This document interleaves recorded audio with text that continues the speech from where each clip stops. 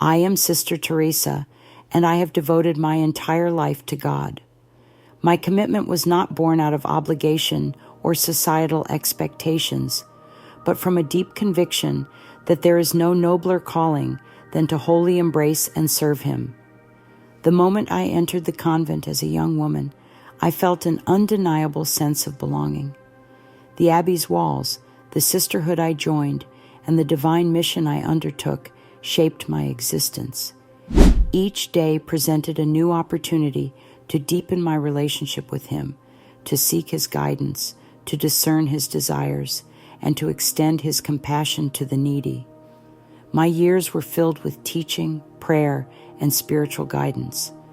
I soothed the ill, nourished the deprived, and provided company to the isolated. I interceded for the lost and celebrated the revitalized faith of others. Many hours I spent in serene reflection in front of the Blessed Sacrament, softly offering prayers and awaiting His whispers. During these reflective pauses, I pondered the mysteries that lay after this life. The notion of death never scared me. I viewed it not as a cessation, but as a transition, a portal to a reality much grander than anything imaginable here. Deeply ingrained was this belief, yet occasionally I speculated about its nature. Would I recognize its approach? Would I be prepared when God decided it was time to welcome me home? When the doctors diagnosed me with cancer and told me it had advanced too far for a cure, I accepted this as part of God's plan. They offered treatments that could delay the inevitable, but I viewed this not as a fight, but as another phase of my spiritual journey, one I would navigate with unwavering faith, as I had all others laid out by God. My convent sisters were heartbroken, crying and fervently praying for a divine intervention. I comforted them, saying, "Do not mourn for me. God's design is flawless, and if He decides it's time I return to Him, I will embrace it joyfully." As time went on, my physical strength diminished. The pain would surge, yet my faith remained intact. The sisters tended to me lovingly. They read scriptures aloud when my vision blurred and prayed for me when the agony overwhelmed. Their care was a constant reminder of their affection, evident in every soothing touch and every careful adjustment of my comfort. Through their acts of kindness, God's presence enveloped me, a comforting assurance that I was never truly alone. As my strength dwindled to the point where even forming the sign of the cross became an effort, I could hear the quiet prayers of my sisters around me, their voices mingling love with grief. I wished to reassure them, to tell them not to weep, but my energy was slipping away, my breathing grew shallow. In those last moments, a profound peace enveloped me, soothing every ache, dissolving every trace of weakness and earthly concern. Suddenly, all pain ceased. As I exhaled for the last time, I sensed a significant change. The relentless pain that had been my constant companion vanished. The fatigue that once made even the slightest movement a struggle lifted completely. I felt an unprecedented lightness, as if freed from all physical constraints. For the first time in years, I moved without hindrance, not with my body, but borne aloft by a force beyond my comprehension, a sublime presence guiding me forward. As I tried to grasp the unfolding events, a startling clarity emerged. I saw myself. There I lay in the bed, hands serenely folded on my chest, my expression one of profound peace, the kind only known by those who have crossed over. The sisters remained by my side, heads bowed, their voices gentle but resolute, reciting prayers we had shared countless times. Some had tears streaming down their faces. Others clutched their rosaries, hoping to hold on to me a moment longer. Yet I felt no sadness. The attachment to my earthly body had vanished, along with any fear of my current state. A serene understanding washed over me. I was no longer tied to that physical form. The body that lay in the bed had been a faithful vessel, but it was not the essence of who I am. I had transcended that corporeal existence, liberated from the confines of that mortal coil. Then, an indescribable warmth enveloped me, soft and welcoming, like the embrace of a long-lost friend. It was unlike any physical heat, neither solar warmth nor the cozy glow of a fire, but something profoundly alive, resonating deep within. It infiltrated every fiber of my existence, every memory, thought, and essence, enfolding me in a love that seemed to have awaited my return forever. As the room gently began to dissolve, it wasn't abrupt or unsettling, but a tranquil transition akin to night slowly welcoming the dawn. The flickering candlelight and the sotto voce prayers of my sisters blended into a grander realm beyond time and space, manifesting a reality more vivid than any I had known. I was drawn forward, not by walking or running, but as if my soul itself was being gently guided by the encompassing warmth. There was no room for fear, only overwhelming joy. Ahead, I beheld a light unlike any terrestrial light, beyond mere brightness, beyond golden or white hues, defying verbal depiction. It throbbed with an ethereal beauty, expansive and boundless, yet brimming with a sublime essence I couldn't yet fully fathom, but instinctively knew was magnificent. As I approached, a profound transformation began within me. Every existential query I had ever pondered about life, death, and the divine plan dissipated. Answers weren't spoken. They became inherent, woven into this realm's very essence, and I grasped them wholly. This place felt like home, not through memory, but through a profound sense of perfect belonging that made every prior experience pale in comparison. Here was where I was meant to be, where I was created to exist. As I continued my journey, a profound realization dawned on me. I was in the presence of something, or rather, someone, immeasurably vast and powerful, whose love was so immense it surpassed my capacity to hold it. This presence was nearer than my own breath, enveloping everything around and within me. It was the origin of the comforting warmth and the peace that had pervaded my being, the love that cradled me in a manner beyond any earthly experience. And in my heart, I knew it was Jesus. There was no need for visible confirmation, no need for introductions or explanations. His presence was self-evident. Every part of my being recognized him immediately, like a child who runs into the open arms of a father who has patiently awaited their return. At that instant, all that I had believed in, taught about, and hoped for was tangibly real in front of me.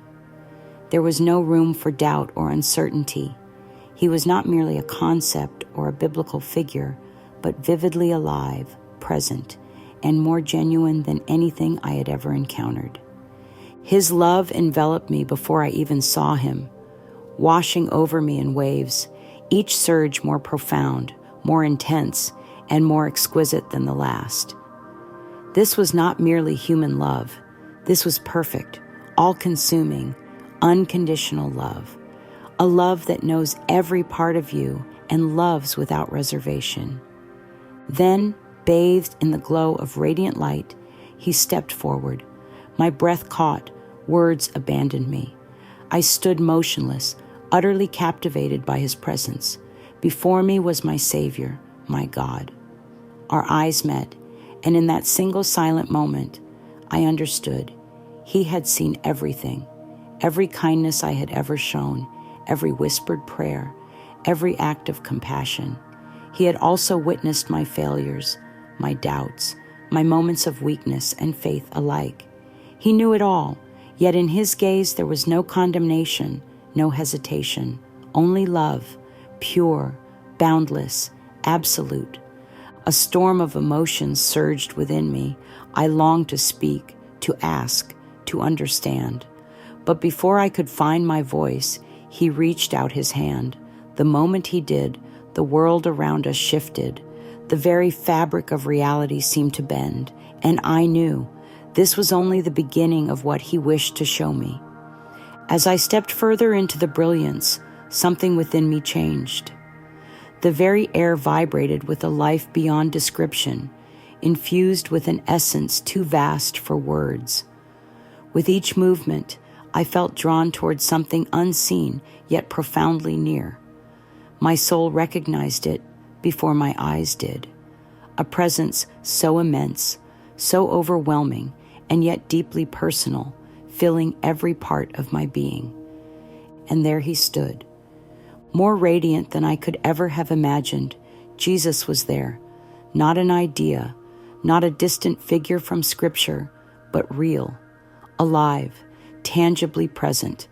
The light surrounding him was not just light, it was love, flowing outward in waves so profound they reached the deepest recesses of my heart. His face held a wisdom beyond time, a kindness beyond measure, and a love so infinite it defied human understanding. His eyes, vast and knowing, held the fullness of my existence, every thought, every choice, every sorrow and joy. Yet there was no disappointment, no reproach, only love. I could not move, not from fear, but from the sheer enormity of standing in his presence. I had spent my life seeking him, praying to him, striving to follow where he led. And now he was here. The weight of his love was so immense, so all-encompassing, that I felt impossibly small, not worthless, not unwanted, just humbled, swallowed up in the endless expanse of his love. Tears welled in my eyes, not from sadness, nor even from happiness, but from the overwhelming depth of the love that surrounded me. It was as if, after a lifetime of searching, I had finally arrived home. Every question, every longing, every struggle had led to this very moment, and without thought, without effort, I fell to my knees. It was not a gesture of duty or ritual. It was instinctive, the only possible response to such holiness, such majesty, such love. My hands trembled as I struggled to find words, but what words could suffice? What could I say in the presence of the one who had formed me, who had loved me before I even knew what love was? I longed to tell him how much I had waited for this moment, how earnestly I had strived to serve him, how tightly I had clung to his promises through every season of my life. My heart swelled with questions about suffering, about faith, about the mysteries I had never fully understood. Yet before I could form a single word, he took a step closer. He reached out his hand. The very air around us seemed to shift, responding to his presence. The atmosphere deepened, thick with even more love, more holiness than I thought possible. Time itself no longer felt linear, no longer measured in fleeting moments. It expanded, infinite and whole, untouched by earthly constraints. And then his hand touched mine. A warmth unlike anything I had ever known surged through me, enveloping me in a tranquility beyond words. It was not just a touch. It was as if his very being poured into me, filling every corner of my soul with something greater than peace, something beyond joy. In that instant, I was no longer merely remembering my life. I was reliving it, not through my own eyes, but through his. I saw my childhood, the first moment I had sensed his call, the day I made my vows, the years I had devoted to the convent. I watched the moments of unwavering faith intertwined with my seasons of doubt. I saw every act of love, every kindness I had offered, every whispered prayer in the solitude of the chapel. But I also saw the opportunities I had let slip away, the moments when fear held me back, the times I hesitated instead of surrendering fully to his will. Yet, as these memories unfolded before me, there was no shame, no regret, only love, only understanding. I realized then he had seen it all, every moment I deemed small, every choice I thought insignificant, every struggle I carried alone. And yet, his love had never wavered. His hand had never withdrawn. He had been drawing me to himself all along. Then he spoke. His voice was unlike anything I had ever heard. More than sound, it resonated within me, filling every part of my being. It was at once tender and mighty, soothing yet commanding, familiar yet beyond comprehension. "My beloved child," he said, his words radiant with warmth greater than the sun, with love deeper than the vastest ocean. "I have always been with you." Tears streamed down my face as the weight of his words settled deep within me. He had always been with me through every moment of joy, through every struggle, in every prayer spoken and unspoken, in every fear, in every doubt. Even in the moments when I questioned whether I was enough, whether I was truly following his will, whether I was living as he intended, he had never left me. He had never stopped loving me, never ceased guiding me. In that instant, all I wanted was to stay there forever, in his presence, wrapped in the peace of knowing I was fully seen, fully known, fully loved. But then, something in his expression shifted. The love, the warmth, it remained. But now there was purpose in his gaze. "There is something I need to show you," he said. And in that moment, everything changed. His brilliance never faded, but we were moving, not through space, not through time, but into something beyond my understanding, something far greater. The light around us expanded, the very atmosphere transformed, and though I did not know what lay ahead, I knew one thing for certain. Whatever was about to be revealed would change everything. I didn't ask where we were going. I didn't need to. I trusted him completely. The instant Jesus took my hand, everything shifted.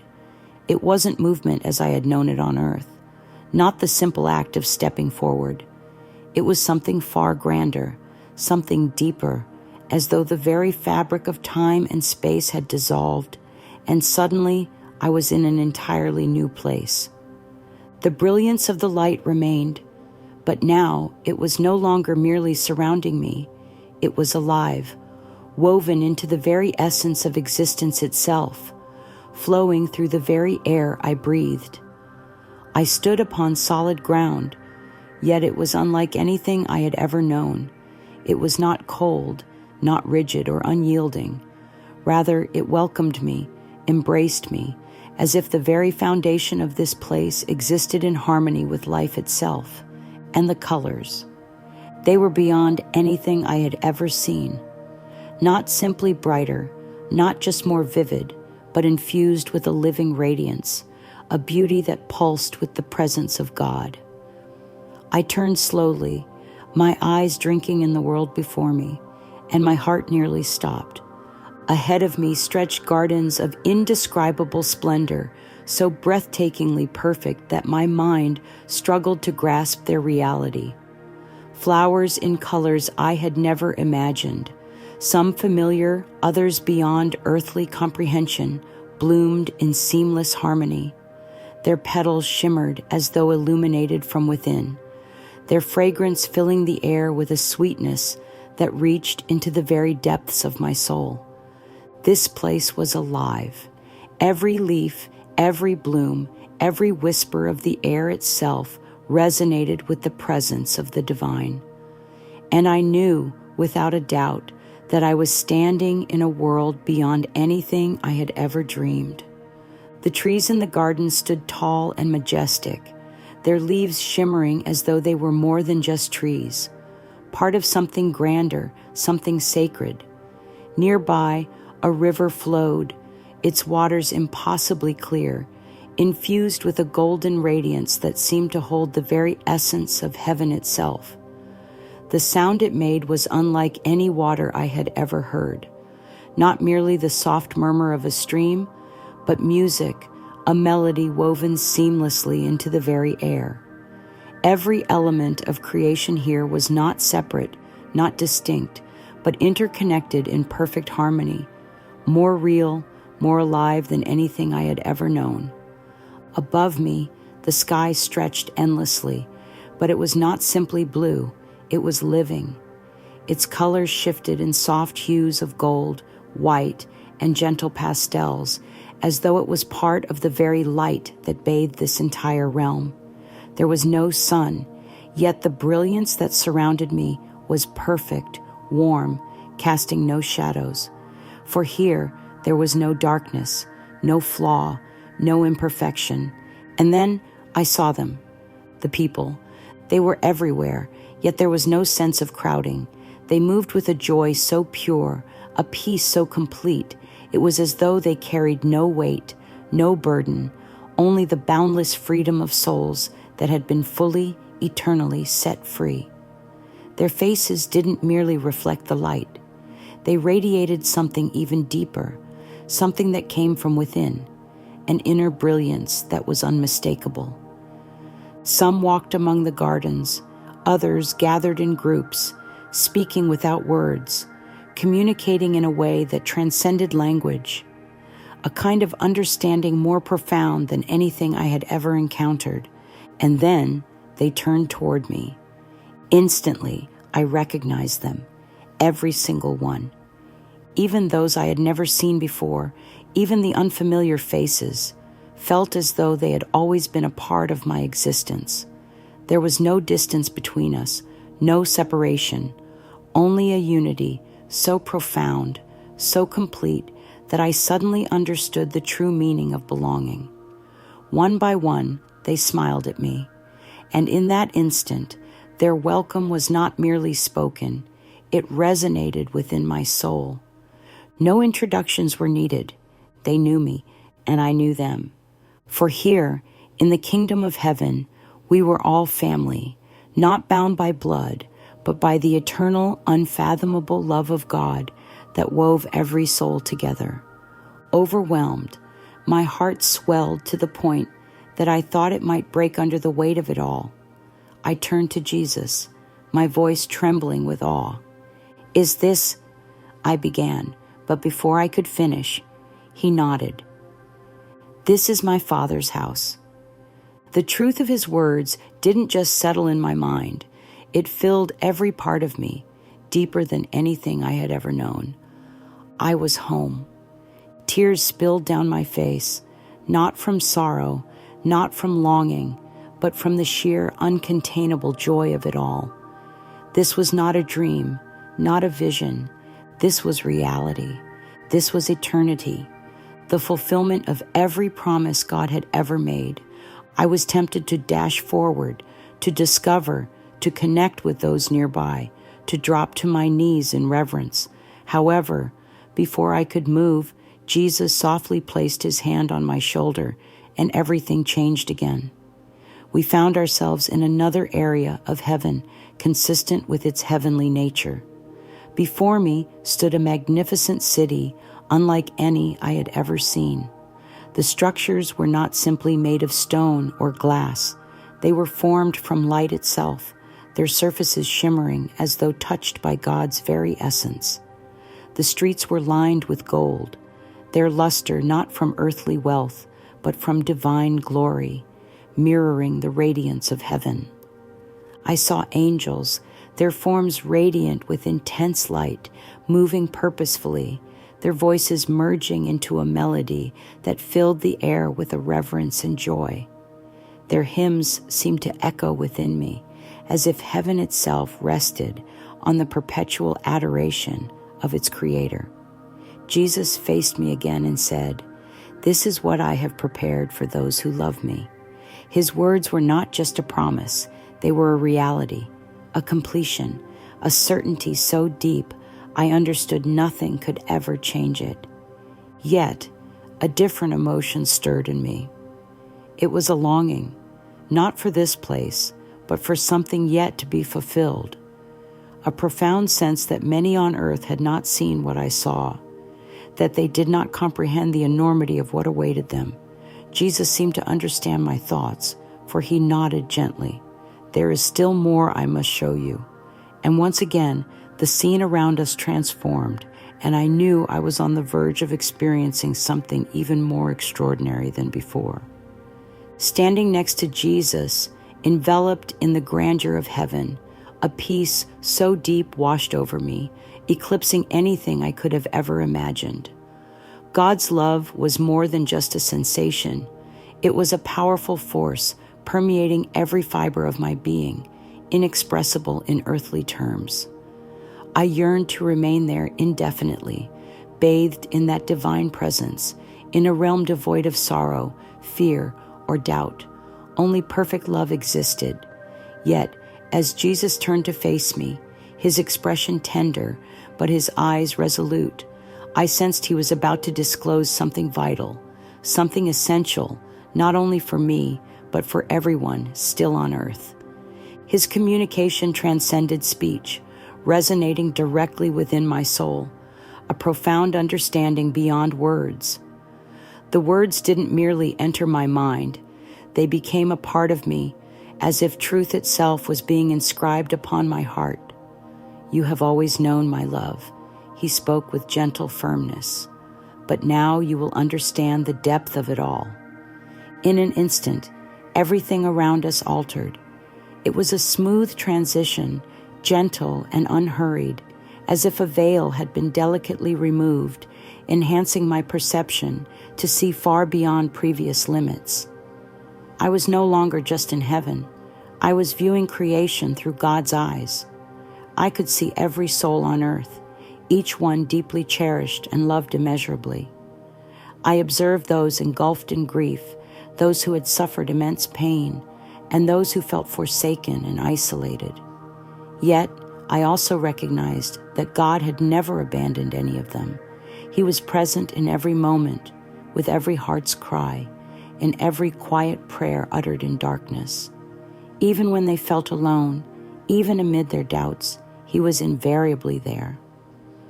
As I observed, I saw moments when people had pushed God away, choosing bitterness over love and turning their backs on his mercy. Yet, his love remained steadfast, ever present, and ready to welcome them back the moment they decided to return. His patience exceeded anything I could comprehend. No one was beyond his reach. No one was truly lost unless they chose to be. Then Jesus showed me the power of forgiveness. I saw individuals burdened with hatred and resentment, believing their pain too great to let go. Yet, unforgiveness was like chains around their souls, blocking them from the peace God desired to bestow. I watched as true forgiveness, not just in words, but from the heart, shattered these chains, liberating them. Forgiveness wasn't just an act of kindness towards others. It allowed God's love to completely fill their hearts. Many think they cannot forgive, Jesus explained, believing it means excusing the wrong done to them. But true forgiveness is about releasing the burden, not forgetting it. When they let it go, I take up the weight for them. Tears welled up in my eyes as I grasped his message. Forgiveness was not only about granting grace to others, it was about trusting God to mend what was broken within us. Then the vision changed again, and I saw something that deeply affected me. I saw the time people wasted, not on rest or necessities, but on worry, fear, and trivial distractions. I observed people spending their lives pursuing things without eternal significance: money, status, others' approval, fleeting pleasures that could never satisfy their deepest needs. And most distressingly, I saw how many believed they had ample time to turn to God later, but later often never arrived. I witnessed those who had promised themselves they would one day seek God, that one day they would pray more, read more, trust more. But their time ran out, not because God hadn't provided opportunities, but because they consistently chose everything else over him until their lives ended. Jesus gazed at me, his eyes a mix of sorrow and love. "They think they have time," he said, "but they do not seek me." The gravity of his words weighed heavily on my soul. Although I had always believed in God's mercy and trusted his patience, now I understood the peril of procrastination, the risk in assuming tomorrow was assured. So many lived as though their faith could be deferred, never grasping that later might never come. Then, Jesus showed me a vision that infused my heart with hope. I saw individuals who had led humble, unassuming lives, people the world might overlook, those never famous, wealthy, or powerful. Yet, they had embodied love. They had extended kindness unnoticed, given selflessly without expectation, prayed genuinely even when feeling unworthy, and loved God in the quiet, unseen moments of life. In heaven, their light shone brighter than that of the most celebrated earthly figures. I then realized that God's measure is unlike the world's. He doesn't value success, achievements, or status. He looks at the heart. He sees the love we offer, the trust we place in him, and how we treat others. The values held dear in heaven are starkly different from those chased on earth. Faith isn't about rituals or ticking off prayers as if they were tasks. It's about knowing him, trusting him, walking with him daily. It's about surrender, about recognizing that he is sufficient and always has been. Jesus faced me once more, urgency and invitation written all over his expression. They must stop postponing their faith, he declared. They must live for me now. In that moment, everything became clear. I had to go back, not from a desire to leave heaven, nor from a wish to return to the world's pain and sorrow, but because many had not yet realized what I had just experienced, and I couldn't keep this truth to myself. Looking at Jesus, I understood what he expected of me. I took a deep breath, unnecessary in this place, and with a heart filled with determination and purpose, I whispered, "Lord, I will go." Then everything shifted around me once again as Jesus led me through the vast, majestic expanses of heaven. I became acutely aware of the deep connection between every soul there. The very air seemed to vibrate with a profound sense of completeness, as if everything was exactly as it should be. This was a place untouched by sorrow, regret, or yearning.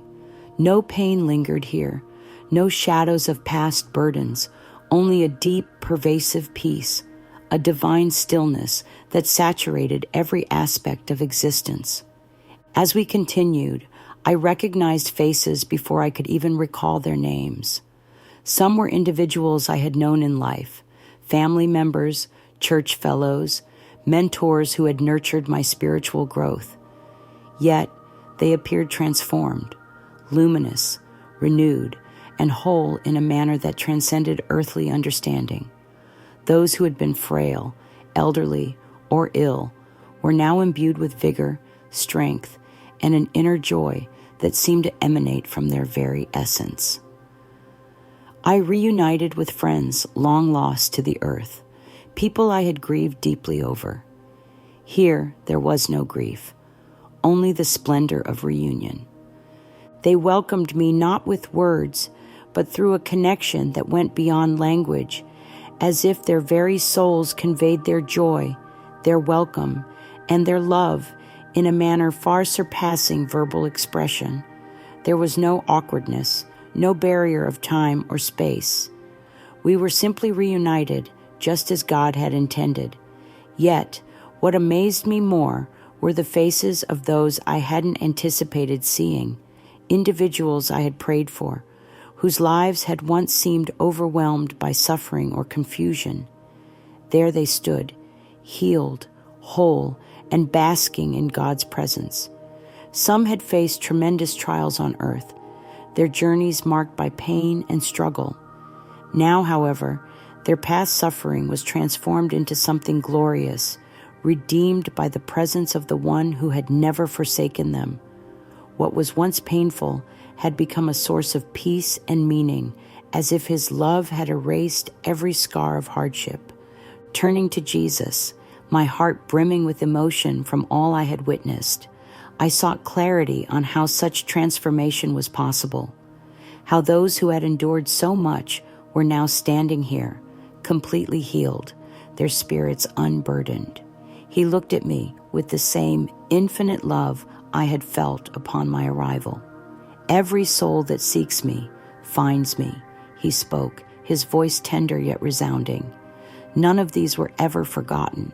Their pain was always seen, their tears were always noticed, and now they live in the fullness of my love. In that moment, I realized a truth I had long accepted in theory, but had never fully comprehended in its entirety. God never abandons his people, not in their suffering, not in their weakest moments. He had been present in their trials, accompanying them through every second of despair, transforming their pain into something holy, filled with purpose. Now they were liberated, free from all the burdens that had once oppressed them, enveloped in a love that changed everything. As we continued our journey through this celestial realm, I encountered countless souls I had never met, yet I felt an innate familiarity with them. There were no awkward introductions, no wondering if we were strangers. They were family, connected not by earthly ties, but by a far greater bond, the eternal fellowship of God's kingdom. It seemed as though each individual I met was a chapter in the divine story, each one a living testament to God's infinite love and mercy. I then understood that in heaven there were no divisions, no separations, no distinctions as the world had known. No barriers separated the rich from the poor, the powerful from the powerless, the educated from the uneducated. Here, there was only love, belonging, unity in Christ. Every soul was fully embraced by God's mercy, and that was all that mattered. Tears formed in my eyes as I reflected on how different this place was from the earth I had left. On earth, people lived divided, isolated, entangled in conflicts and misunderstandings. But here, none of that existed. There was no division, no conflict, only a profound, unshakable unity. What truly mattered was the condition of the heart, the choices people made to love, to trust, to dedicate their lives to God's will, even if done imperfectly. Throughout my life, I had often pondered heaven, imagining it as a place of rest, peace, and reunions with loved ones. Yet it was so much more. It wasn't just a location. It was a reality, a fulfillment, a completeness that could never be fully grasped from an earthly perspective. It was not merely about what was gained, but about what was ultimately completed. Jesus turned to me again, and in his gaze, I found both solace and a challenge. "Do you see now?" he inquired, and indeed I did. I realized then that heaven wasn't a reward in the conventional sense. It wasn't about earning or deserving. It was about love, grace, and the constant presence of God. It was a homecoming, a place where every soul that earnestly sought God found rest, not because they had earned it, but because God's love had made it possible. I understood that everyone here was present not due to their perfection, but because of God's infinite grace, a grace that welcomed every imperfection, every struggle, and transformed them into something magnificent. They were deemed worthy, not because their lives were flawless, but because, amidst their imperfections, they had reached out to Him. Now I realize that heaven wasn't a remote, distant place we should only ponder at life's end. It was the ultimate purpose of our creation, the fulfillment of all that God envisioned for us. As Jesus moved ahead, I followed without hesitation. Gone were the questions and doubts that once accompanied me. In their place was clarity. I understood that everything I'd ever desired, everything I'd pursued through faith, had been leading me to this precise moment. However, just when I thought my journey was reaching its conclusion, the atmosphere shifted, signaling a sense of completeness. Jesus' gaze met mine, a look that blended gentleness with intention, and I understood there was yet one more lesson he intended to reveal. The scenery around me transformed again, and as I embraced the onset of something new, I recognized that my earlier visions were merely fragments of the broader truth he wanted me to share with the world. Standing there, in the presence of Jesus, enveloped by the radiance of heaven, the warmth of his love, and the profound peace that filled my being, a gentle realization blossomed within me.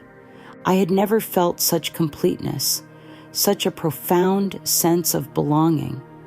Every question that had ever weighed on me was answered without words.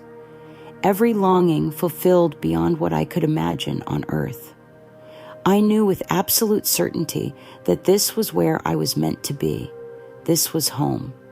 Standing before Jesus, my heart overflowed with gratitude, joy, and a love deeper than any I had ever known. All I wanted was to remain in his presence forever. Here, there was no pain, no fear, no sorrow, only him. Yet suddenly, the atmosphere changed. Jesus' gaze, as loving as when I first arrived, now carried a new intensity, a quiet determination. I sensed it even before he spoke, a gentle but firm weight on my heart, signaling something was yet incomplete. "You must go back," he said gently. The words were simple, yet they hit me with overwhelming force. My heart felt as if it had turned to stone, not from fear, but from a profound, aching longing. I couldn't bear the thought of leaving. How could I leave this place? Leave him? Leave everything my soul had always yearned for?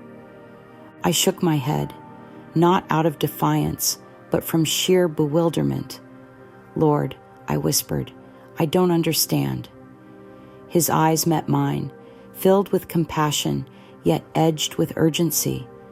"There are many who need to hear what you've witnessed," he explained. "Many are lost, unaware of my love, forgetting that I am calling them home." The gravity of his words weighed heavily on my soul. I had seen it firsthand, the way so many on earth lived distractedly, burdened by fear, engrossed in matters lacking eternal importance. I had observed how they hesitated in their faith, delayed their search for God, and let doubt consume their allotted time. I had seen those who had never known him, those who felt abandoned, neglected, and unworthy of love. I knew he was right, but my heart ached at the thought of departing. "Lord," I said again, my voice trembling, "I want to stay." He reached out and gently took my hands in his. The moment his touch met mine, a surge of peace overwhelmed me. Not the passive peace I had anticipated, but one imbued with direction, certainty, and a purpose much greater than my own desires. "You will go back," he assured me, "but you won't be the same." At first I couldn't grasp it. I had been so convinced my earthly journey had ended. My body had been weak, worn by sickness. How could I possibly return? But Jesus, understanding my thoughts before I even spoke them, knew the answer. "You will be healed," he assured me. "Not just your body, but your spirit as well. You are to return not because I am sending you away, but because your mission is not yet complete." I looked into his eyes, seeking something, maybe reassurance, strength, or the courage to embrace what he was asking of me. In that moment, I realized I had always been his, since the day I devoted myself to God, since the vows I made, from the first prayer I whispered as a child. I had always belonged to him, and now he was asking me to trust him again. He could have commanded me. He could have simply sent me back without my input, but he didn't. Instead, he offered me a choice. "Will you go?" he asked, his voice gentle yet imbued with purpose. I closed my eyes briefly, taking it all in, the warmth of heaven, the presence of surrounding souls, the overwhelming love filling this sacred place. Then, opening my eyes, I met his gaze. "Lord," I murmured, tears rolling down my cheeks, "I will go." His smile then held both joy and a profound sadness, as though he knew my heart would always yearn for heaven, even after I returned.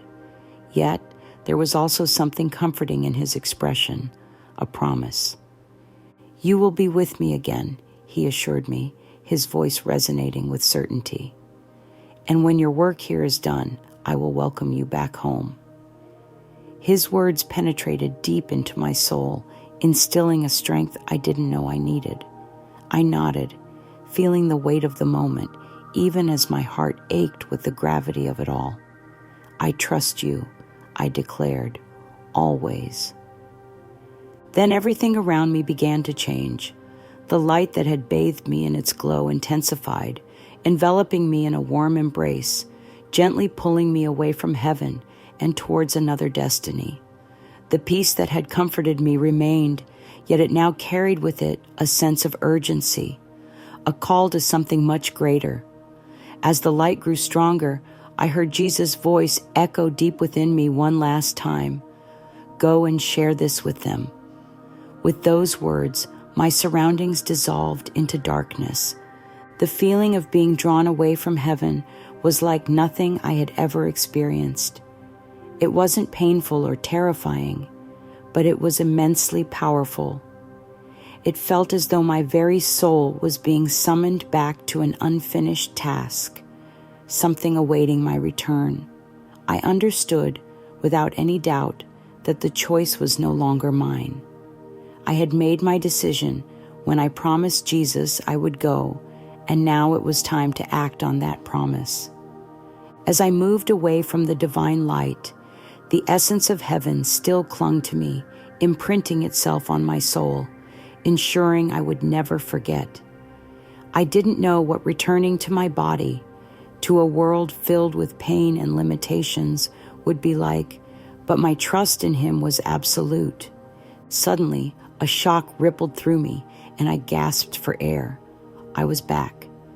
The sensation of air rushing into my lungs, the invigorating flow through my chest, the vibrancy coursing through my veins, it was overwhelming.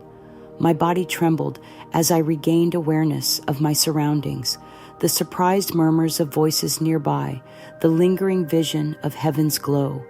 Now, I found myself in my room, surrounded by my sisters from the convent. They had been gathered around me praying.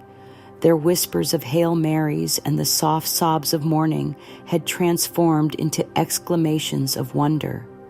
I felt their hands delicately touching my arms, my forehead, as if confirming my presence was real. "Sister Teresa," one whispered, her voice thick with emotion, Are you awake?" I slightly turned my head, meeting their gazes filled with joy and disbelief. They had been prepared to see me pass peacefully from this world into the next. Yet here I was, alive, alert in a way I had never felt before. I sat up smoothly, my body responding with surprising ease. That's when I realized I was free from pain. The agony that had been my constant companion, the debilitating weakness, and the gradual breakdown of my body that had rendered even the slightest movement a struggle, it had all vanished. I laid my hand over my heart, expecting to feel the oppressive weight of my illness, but it was gone. There was no trace of illness, only strength, pure, vibrant life. Tears streamed down my cheeks, not from pain or fear, but from profound, overwhelming awe. The other nuns watched, hands covering their mouths, eyes glistening with tears. Sister Agnes, among them, extended her hand slowly, almost fearful that I might vanish under her touch. "Teresa, how is this even possible?" she murmured. I struggled to find the words. How could I convey the magnificence I had experienced, the love that enveloped me, the truths imprinted upon my heart? Before I could try to articulate my experience, the doors burst open and the doctors charged in. Their astonishment was palpable upon seeing me. Just hours earlier, I was on the brink of death, succumbing to a relentless disease. They had prepared the sisters for my imminent passing, yet here I was, alive, bursting with vitality, intact. One doctor, who had treated me for months and had told the sisters my end was near, stood frozen, his expression one of disbelief. This isn't possible," he stammered, shaking his head as if to dispel a dream. He approached, his hands shaky as he took out his stethoscope and placed it against my chest. His brow creased in puzzlement as he checked my pulse, reflexes, and breathing. After a brief examination, he faced the other doctors. She's completely normal. No signs of distress, no weakness." He stopped abruptly, his eyes widening in shock as he turned back to me. "The tumor, it's gone." The room was enveloped in silence. The nuns stood motionless, their breathing shallow, eyes darting anxiously between me and the doctors. Suddenly, one nun's voice broke through, quivering with emotion. "It's a miracle." Her words washed over me, resonant and incontestable. Indeed, it was a miracle, a truth I had already grasped. I had stood in his presence, before the one who mends every wound, who renews all things. And now, here I was, returned not for myself, but with a mission to accomplish. I inhaled deeply, feeling the gravity of my renewed purpose. "I need to share something with you," I announced, my tone steady and resolute. The room fell utterly silent, every gaze fixed upon me. "I was with him," I continued. "I was in heaven. I saw the place he has prepared for us, and I spoke with Jesus." A ripple of awe and disbelief spread throughout the room. The younger nuns clutched their hearts, their eyes wide as if glimpsing something transcendent. The elder sisters, who had dedicated their lives to prayer and faith, simply nodded, their expressions calm, as if their beliefs had finally been validated.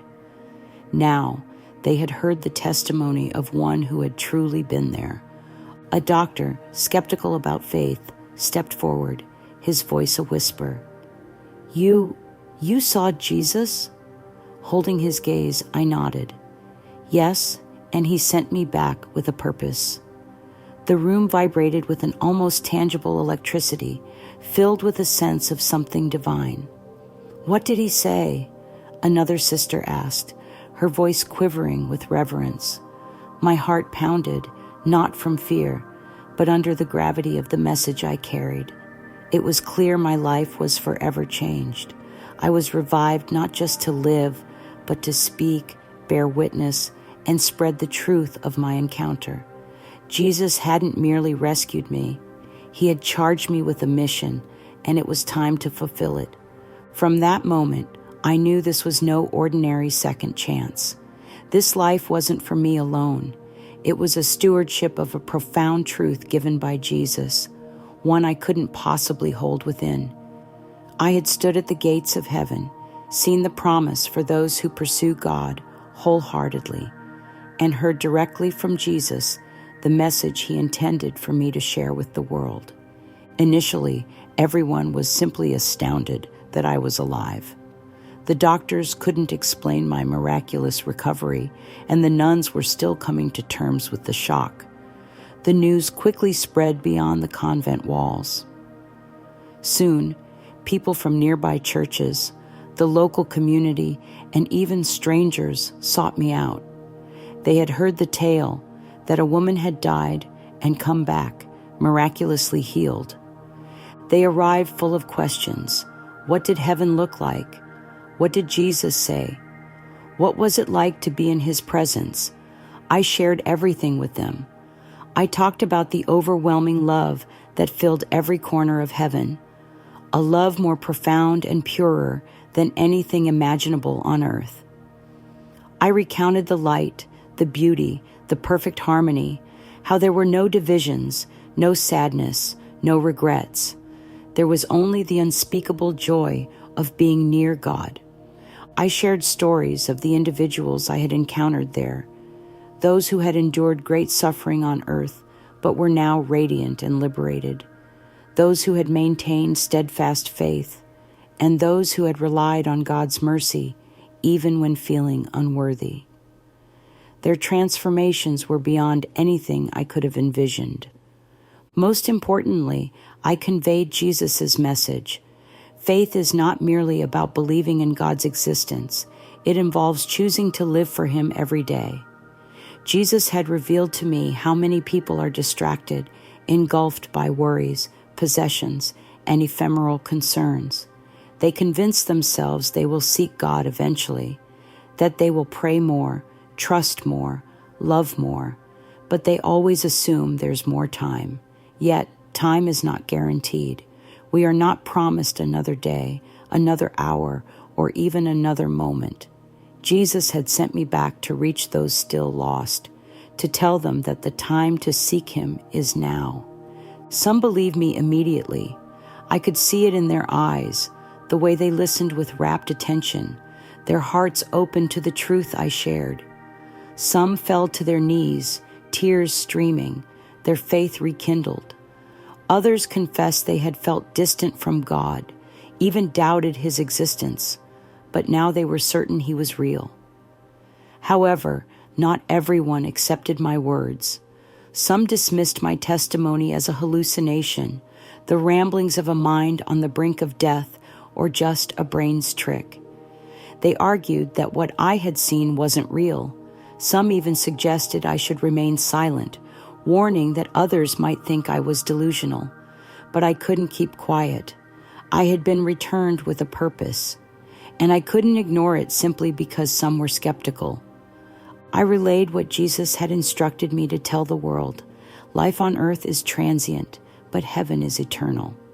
Your job, your wealth, your status, your possessions, none of these hold value in eternity. What matters is the state of your heart. Do you truly seek God? Do you genuinely love Him? Do you live each day as if it belongs to Him?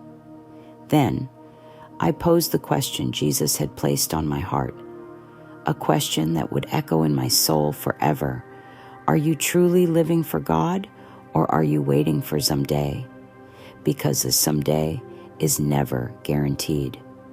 I could see the profound impact of this question on them. Some burst into tears, struck by the realization that they had been postponing their faith, thinking they could turn to God later, when it was more convenient, when they had more time, when they were older, after chasing the transient things of this world. Others turned away, unwilling to confront the truth I was sharing. Yet, deep in my heart, I knew this was the reason I had been brought back. Jesus hadn't healed me just so I could return to my former life. He had ignited a new purpose within me, a burning desire to share what I had witnessed, to warn those still astray, to open their eyes before it was too late. I spoke wherever I could, at churches, in gatherings, to anyone curious about my experience. Some listened attentively, others dismissed me, but I never ceased. Because if even a single soul turned back to God because of my testimony, it would all be worth it. I dedicated the rest of my life to spreading Jesus' message. I prayed that those who heard it would not wait until their dying moments to grasp what I had seen. I hoped they would choose Him now, in this moment, while time was still theirs. I knew my earthly journey would eventually end, but fear of death had disappeared, for I was certain of the wonders that awaited me. I was confident that at the end of my life, Jesus would be there waiting, just as He had been before. I knew heaven was real, that His love surpassed anything we could fathom, and that our true home was not in this world, but in Him.